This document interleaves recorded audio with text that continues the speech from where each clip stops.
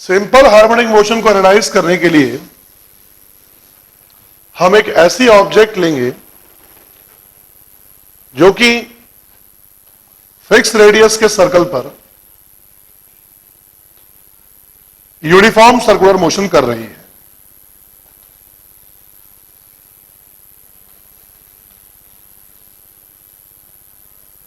It is a circle of fix radius और एक object इस सर्कुलर पाथ पर constant angular velocity omega. Uniform circular motion का मतलब होता है कांस्टेंट स्पीड से सर्कुलर मोशन या कांस्टेंट एंगुलर वेलोसिटी से सर्कुलर मोशन। ये इस तरह से मोशन कर रहा है। It is a diameter of circle. अगर यूनिफॉर्म सर्कुलर मोशन करने वाले ऑब्जेक्ट का प्रोजेक्शन हम डायमीटर पर लेते हैं तो जब ऑब्जेक्ट यहां है तो इसका प्रोजेक्शन ये आएगा।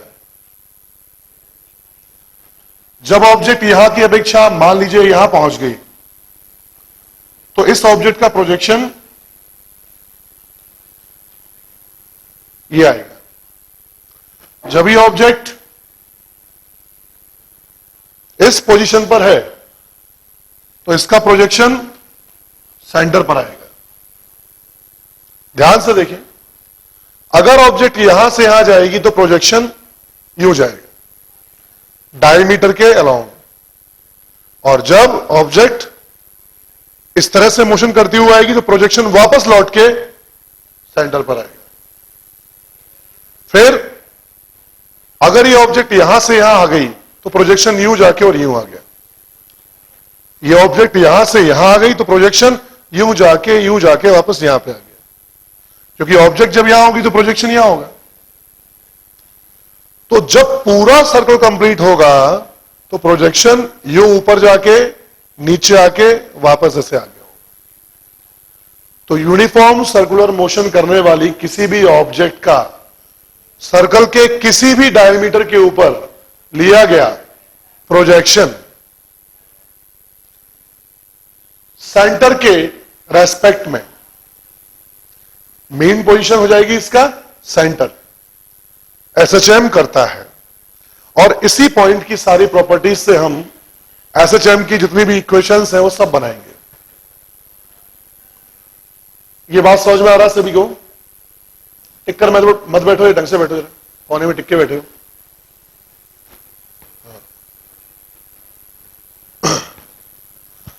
तो इसमें लिखना स्टार्ट करेंगे। लिखिए, the projection of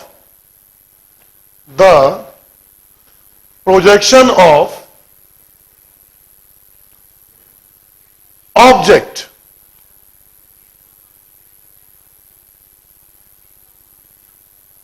under uniform circular motion. The projection of object under uniform circular motion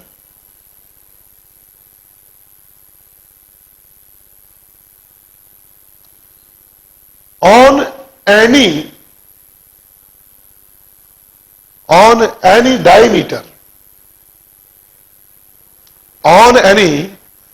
diameter of circle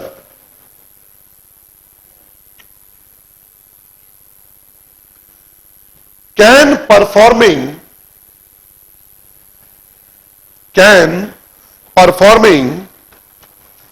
simple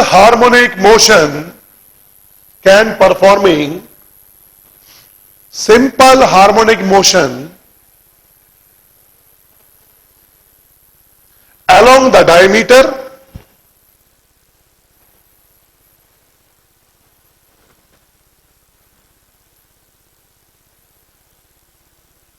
about the center of circle.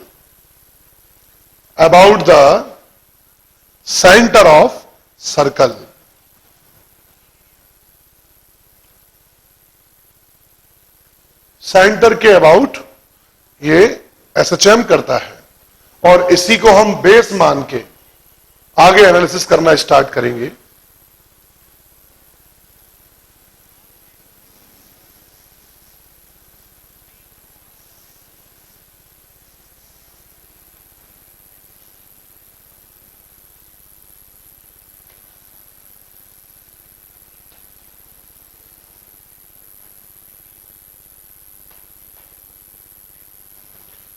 Heading डालेंगे, ये हुआ मैथमेटिकल एनालिसिस। अब इसके अंदर सब हेडिंग, ये हेडिंग है, सब हेडिंग डालेंगे इक्वेशन ऑफ एसएचएम। छोटी हेडिंग डालेंगे इक्वेशन ऑफ एसएचएम। इसमें डायग्राम बनाएंगे। Let us take a particle,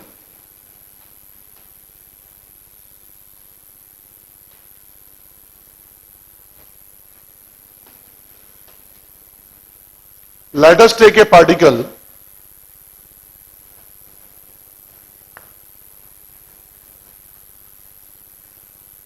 which move on a circular path, which move on a circular path of radius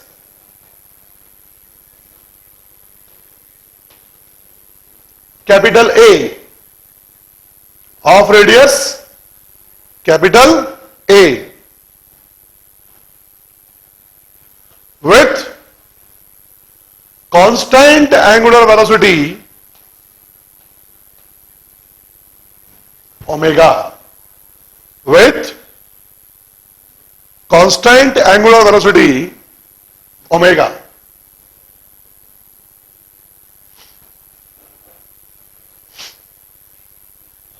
At t equals to 0, the particle is at A. At t equals to 0, the particle is at A. A point पर है।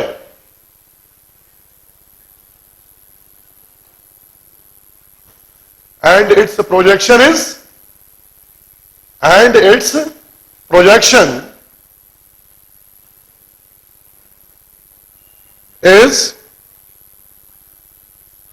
at the mean position.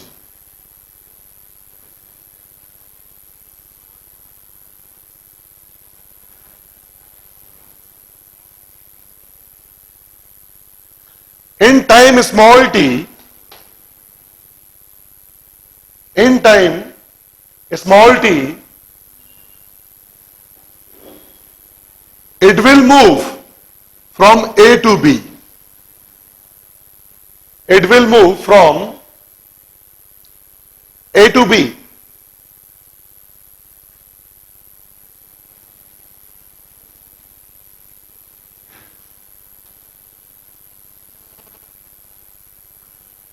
And its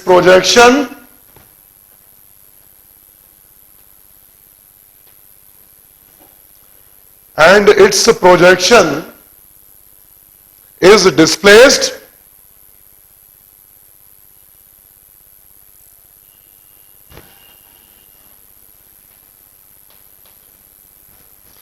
from center to point P. From center to point P.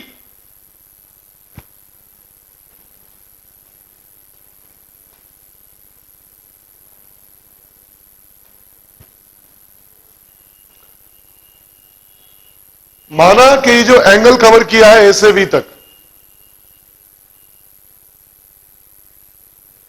ये ए से B तक का angle theta है, तो हम कह सकते हैं theta equals to omega t. और ये लेंथ हमको पता है कि यहां से यहां तक की लेंथ जो है that is radius capital A के बराबर है।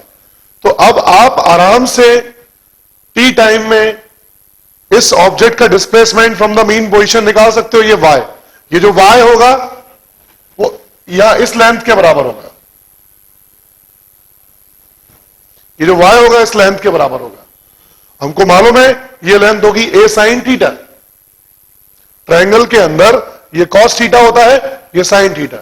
वेक्टर को रिजॉल्व करते हो जैसे, वैसी लेंथ को रिजॉल्व कर सकते हैं। a sin theta, a cos theta. तो सामने वाला जो होगा y is equals to a sin theta. So y is equals to a sin theta.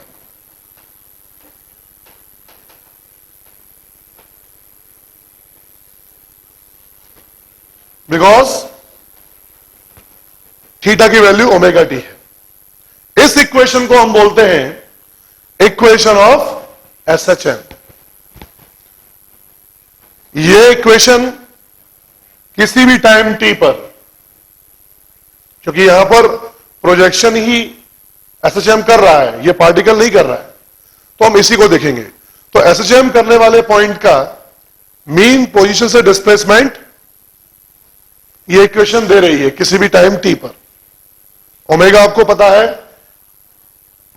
ये ए आपको पता है, दैट इज, तो इसको हम बोलेंगे it is the equation of SHM. लेकिन ये कोई परमानेंट इक्वेशन नहीं है, पूरी बात ध्यान से समझना। ये केवल उन पार्टिकल्स के लिए वैलिड होगी जो पार्टिकल्स t बराबर 0 पर मीन पोजीशन से चलना स्टार्ट करते हैं। जो कहीं बीच में से चलना स्टार्ट करेंगे उनके लिए इक्वेशन चेंज हो जाएगी। तो ये सबसे सिंपल कंडीशन है और ये एसएचएम की सबसे सिंपल इक्वेशन है। इसके बाद हम डिफरेंट केसेस पढ़ेंगे कि अलग अलग केस में इक्वेशन क्या क्या बनती है। इस केस के लिए आप सीधा लिखें कि ये जो इक्वेशन है ये केवल उन पार्टिकल्स के लिए है जो मीन पोजीशन से चलना स्टार्ट करते हैं। लिखेंगे the above equation known as the above equation known as equation of SHM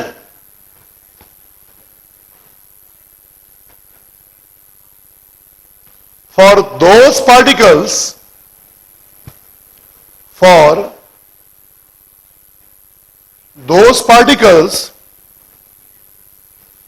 which start motion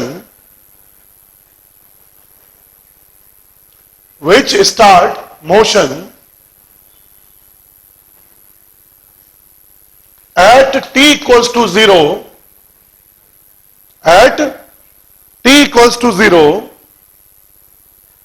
from the mean position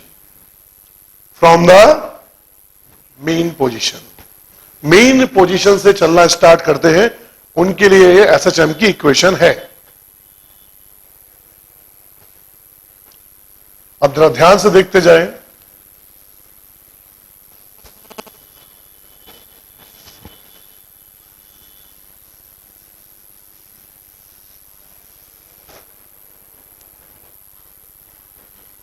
note करके लिखेंगे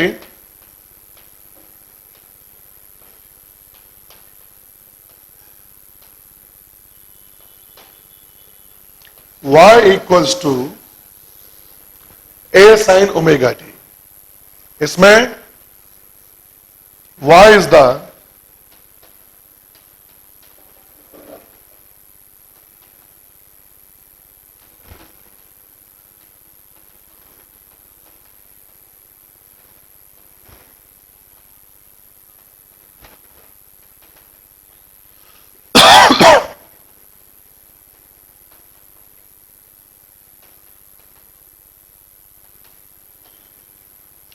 y is the displacement of particle from the mean position at any time t।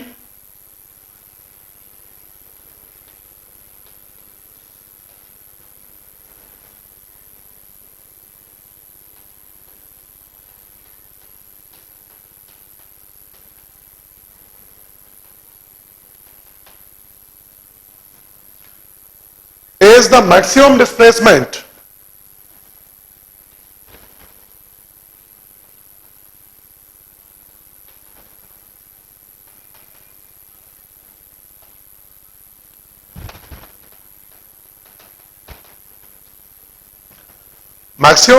of the particle from the mean position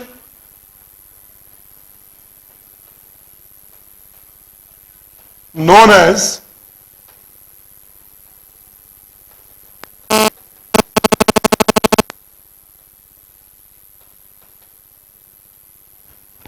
amplitude of SHM, known as amplitude of SHM.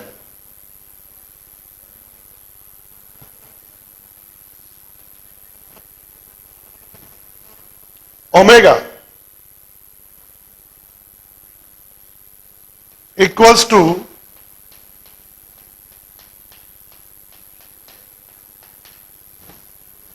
two pi f equals to 2 pi by t.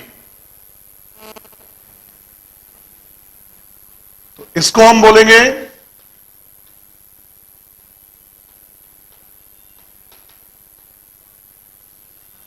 Angular frequency of SHM. इस term को बोलेंगे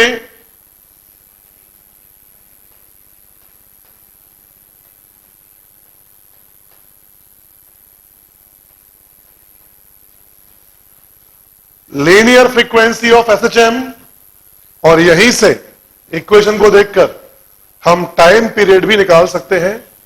and T is the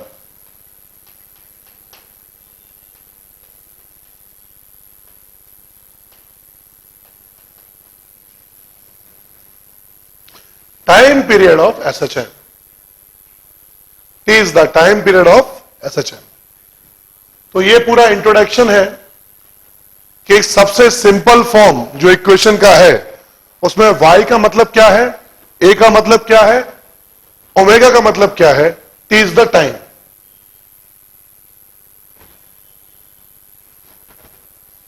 अब next heading डालेंगे different possible forms of equation. Different possible forms of equation of SHM. ध्यान से देखें.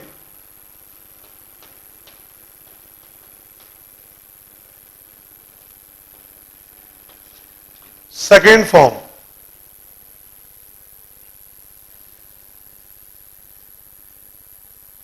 ये forms बहुत ध्यान से समझना, क्योंकि आईआईटी जेईई में अगर क्वेश्चन सॉल्व करना है आपको तो क्वेश्चन सॉल्व करने के लिए फॉर्म्स का एक कंडीशन दी होती है कि पार्टिकल यहां से चलना स्टार्ट कर रहा है तो अपनी मर्जी से y equals to a sin omega t आप इक्वेशन नहीं ले सकते. आपको अकॉर्डिंग टू द सिचुएशन आपको इक्वेशन लेना पड़ेगी, तभी आंसर राइट आएगा. मान लीजिए t बराबर 0 पर पार्टिकल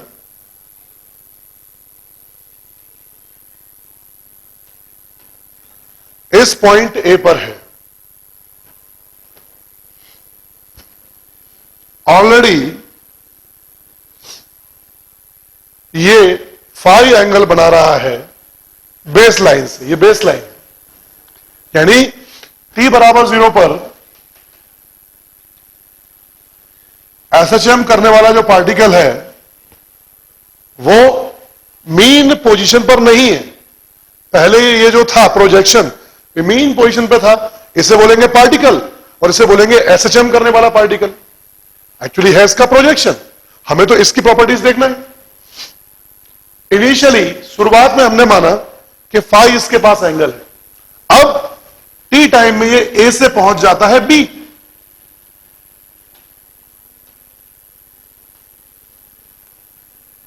तो ये एक्स्ट्रा एंगल कितना चलेगा,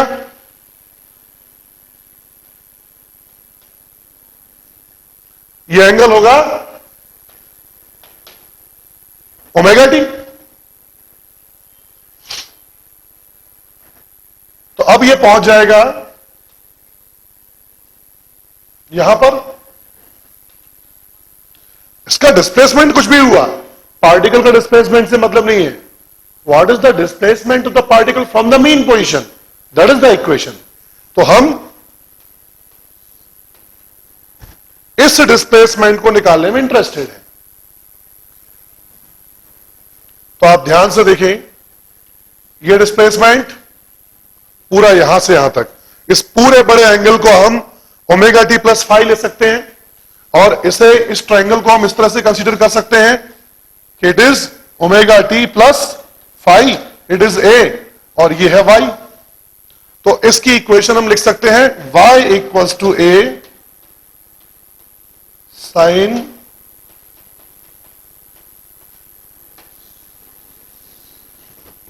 ओमेगा टी प्लस फाइव।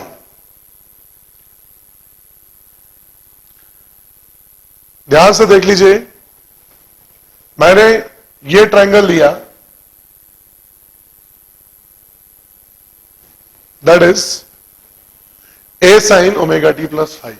ये उस पार्टिकल की इक्वेशन है जो t बराबर 0 पर ना तो मीन पोजीशन पर है ना पॉजिटिव एक्सट्रीम पर है, इस तरह से।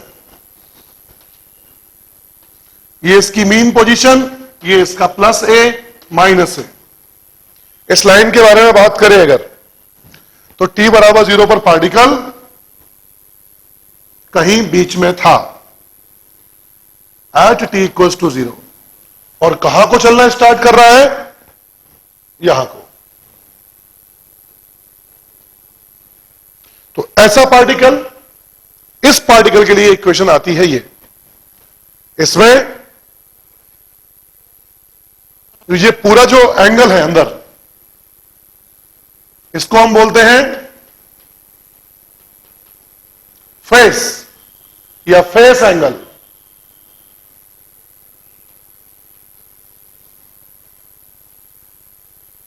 और जो ये फाई है, इस फाई को हम बोलते हैं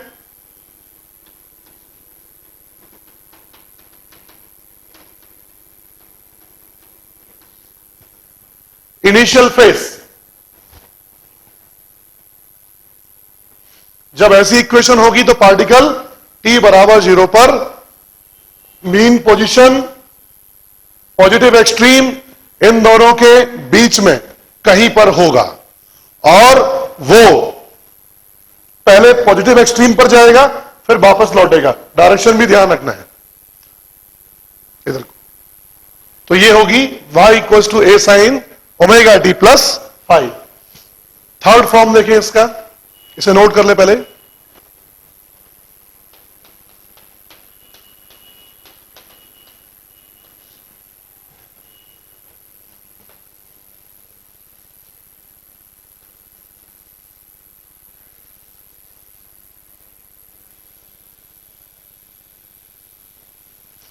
t बराबर 0 पर पार्टिकल यहां है,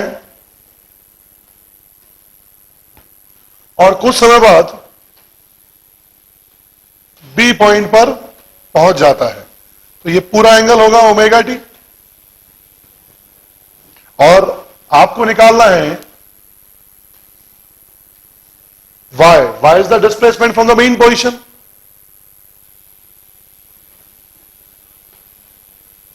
तो इस y को निकालने के लिए जब आप इस ट्रायंगल को कंप्लीट करेंगे तो आपको जो ये एंगल मिलेगा ओमेगा टी पूरा, उसमें से ये फाइव माइनस कर दो,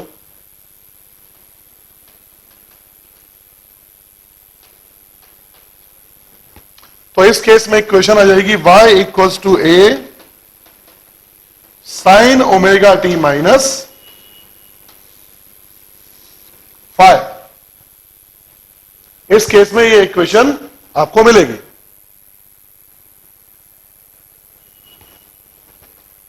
यानी ये उस पार्टिकल के लिए चलेगी इक्वेशन कि पार्टिकल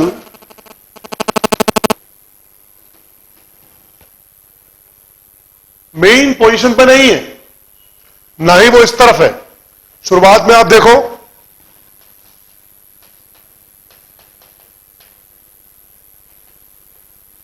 ये ओरिजिन, पार्टिकल यहां कहीं पर है, और चलना कहां स्टार्ट कर रहा है,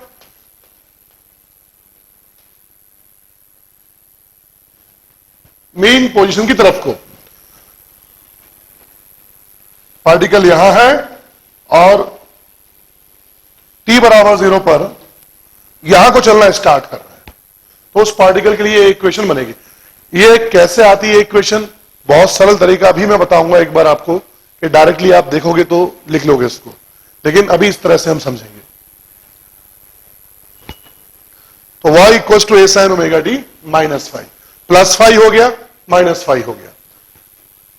फोर्थ फॉर्म, इन नेक्स्ट फॉर्म देखेंगे, इसको नोट कर लें। नेक्स्ट फॉर्म,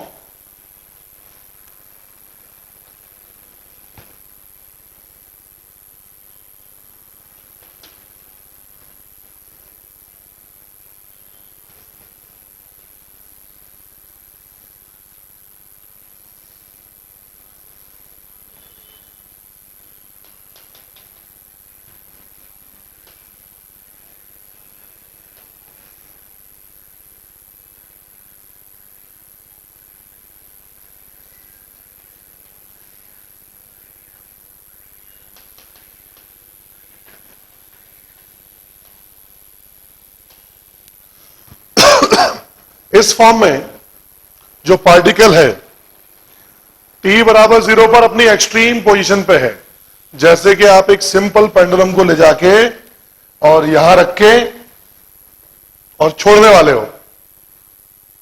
जब इसको डिस्प्लेस करके छोड़ोगे तो यही सिचुएशन हो जाएगी कि शुरुआत में इस पर भी अपना पॉजिटिव एक्सट्रीम है और यहां पार्टिकल के पास भी पॉजिटिव एक्सट्रीम है। सेम सिचुएशन हो जाएगी।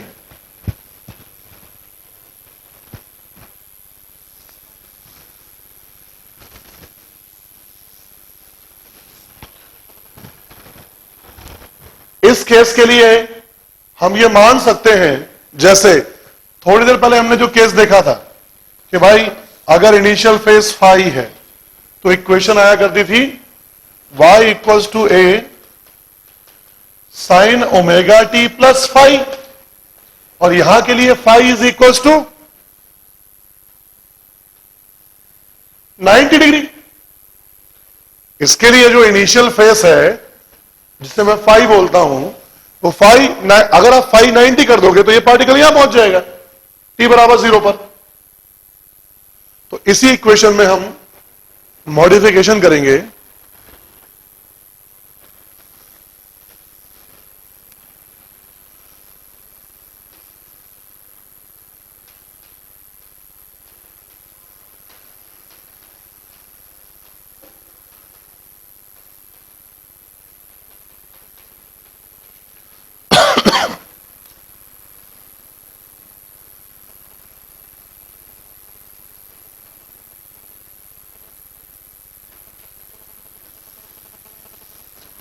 y equals to a cos omega t. ये उन पार्टिकल्स के लिए चलती है इक्वेशन जो पार्टिकल्स t बराबर 0 पर एक्सट्रीम पोजीशन से चलना स्टार्ट करते हैं। कौन सी एक्सट्रीम से? पॉजिटिव एक्सट्रीम से। इसमें जो पहली एक्सट्रीम होगी, चाहे वो यहां वाली हो चाहे यहां, आप उसको पॉजिटिव, क्योंकि आपको क्वेश्चन में दिया तो होगा नहीं, स्पेसिफाइड होता नहीं किस तरह पॉजिटिव लेना है आपको। तो अगर कोई पार्टिकल एक्सट्रीम से चलना स्टार्ट करता है तो उन सभी पार्टिकल्स के लिए आप ये इक्वेशन ले सकते हो, y equals to a cos omega t. Cos जहां आ जाए उसका मतलब एक्सट्रीम से चलना स्टार्ट कर रहा है।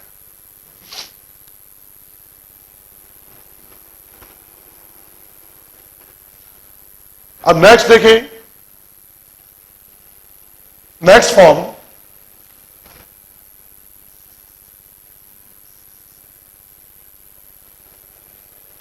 जैसे ये बेस लाइन है, यहां से चलता था साइन, अब ऊपर गया तो साइन प्लस फाइव, नीचे गया तो sine minus five.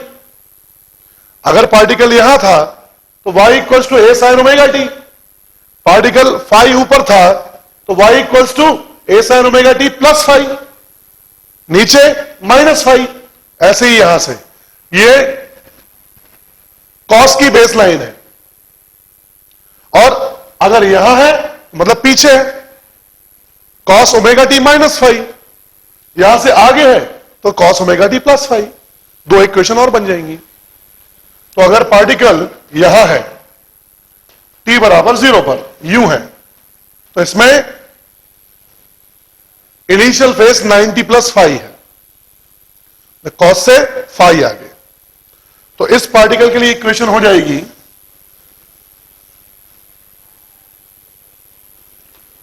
y equals to a cos omega t plus phi, इस बेस लाइन से फाई आगे। यानी आप यह बोल सकते हो कि पार्टिकल ना तो पॉजिटिव एक्सट्रीम पर है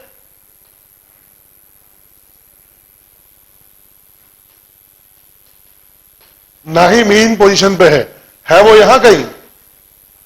और अगर यहां कहीं है तो नीचे को चलना स्टार्ट कर रहा है। बहुत सारे वेरिएशंस हैं, नीचे को चलना स्टार्ट कर रहा है। पहले क्या था, ऊपर को चलना स्टार्ट कर रहा था, अब नीचे को। तो इस केस में यह इक्वेशन आ जाएगी ओमेगा टी प्लस फाइव। और अगर पार्टिकल यहां है तो ओमेगा टी माइनस फाइव। तो नेक्स्ट केस और बना लेंगे अपन।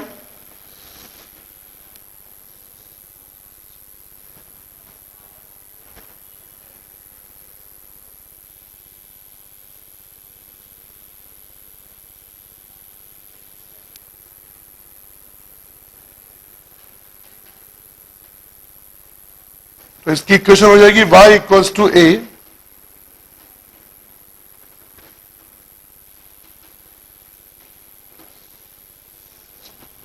cos omega t minus five. First question लिखेंगे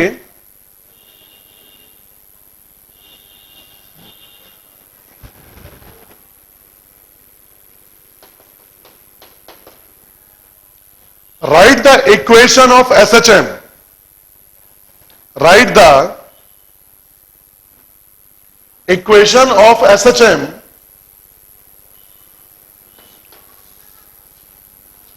for a particle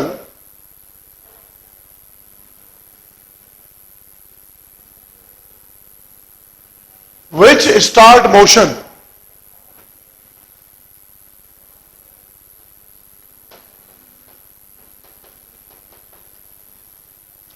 from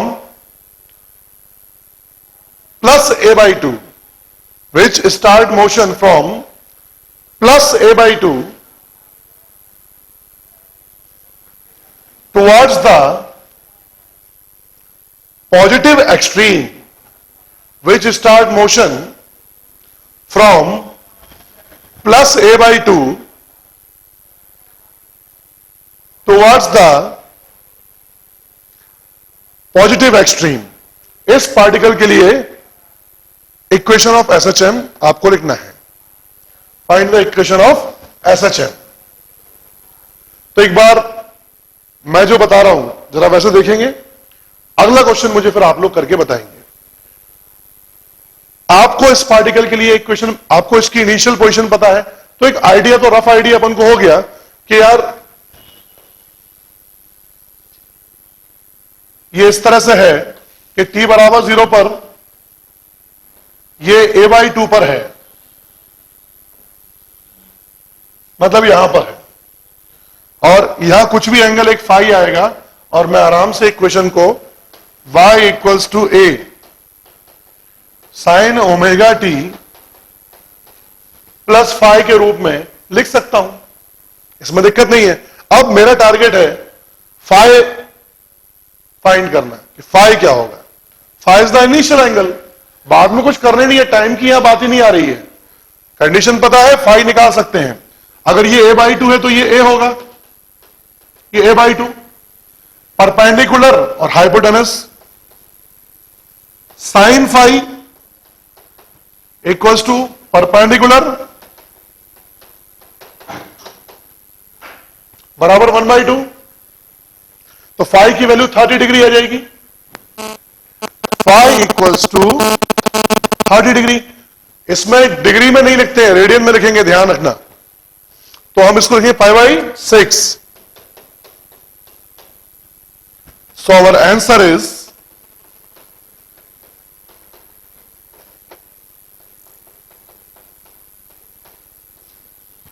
y equals to a sine omega t plus pi by 6। Next class में इससे आगे अपन क्वेश्चंस करेंगे और लिखेंगे, बाकी नेक्स्ट क्लास में।